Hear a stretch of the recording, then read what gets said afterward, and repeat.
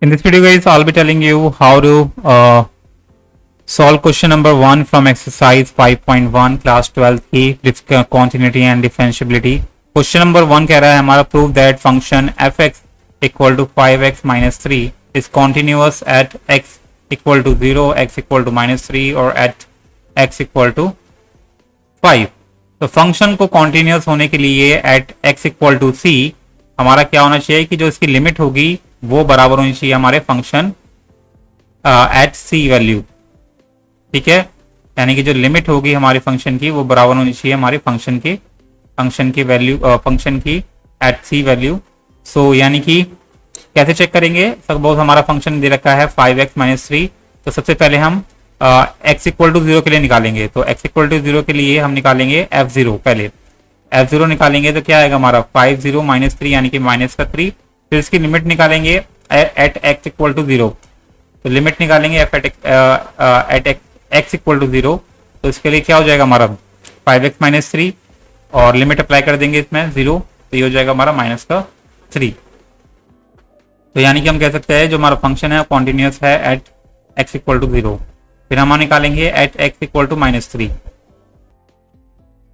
सो अगर हम limit apply करेंगे तो ये हो जाएगा हमारा 50 माइनस 3 यानी ये हो जाएगा इक्वल टू माइनस 3. यानी कि आपने देखा कि लिमिट अप्लाई करने पे भी माइनस 3 आ रहा है और फंक्शन एट 0 भी हमारा माइनस 3 आ रहा है. तो हम कह सकते हैं कि ये इसको फॉलो कर रहा है इस कंडीशन को. तो we can say that therefore f is continuous at x equal to 0. ठीक है, तो सिमिलरली गाइस हम x इक्वल टू माइनस 3 के लिए निकालेंगे. तो पहले निकालेंगे हम f माइनस 3 जो कि हो जाएगा हमारा 5 माइनस 3 एंड माइनस 3. तो 5 को 3 से मल्टीप्लाई करेंगे तो माइनस 15 आएगा और माइनस 3 तो ये हो जाएगा हमारा माइनस का 18. अब लिमिट निकालेंगे at x equal to minus 3. So of function fx. तो यहाँ हम फंक्शन पुट कर देंगे 5x माइनस 3 और लिमिट x हमारी कितनी है माइनस 3. तो अब इसमें अगर हम अप्लाई करते हैं लिमिट को तो x की जगह माइनस 3 आ जाएगा. तो ये भी हमारा माइनस का 18 ही आएगा.